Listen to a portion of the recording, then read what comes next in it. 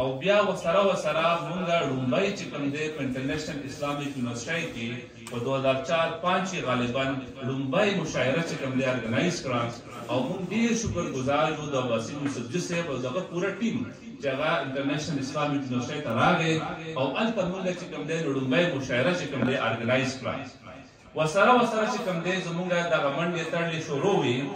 بیا مونږه دوره قابل شو چې ابدي او مونږه د کلتور په نوم باندې د یو اتن پروګرام چې کوم دی په اسلامیک یونیورسيټي کې ارګنایز کوو او بیا زموږ ټولو ملګرو هغه وخت سره چې کوم صحافیانو بالخصوص طالب صاحب راغی مونږه او مونږه چې کوم دی ډېره ډاډه راکړه نو په تقریبا 5-6 کاله کې په انټرنیشنل اسلامیک یونیورسيټي کې هغه ټولنه چې کوم ته رباب ته نه پرېښودو هغه د دې قابل شو چې هلته یو کلتوري پروګرام چې کوم دی ارګنایز کړو بیا په 2013-14 کې د لړم امریکې ته ما په اکنامکس کې پی ایچ ډي وکړه خو چې زه هلته لړم او ما بنیادي یو شی چې کوم نوټ کو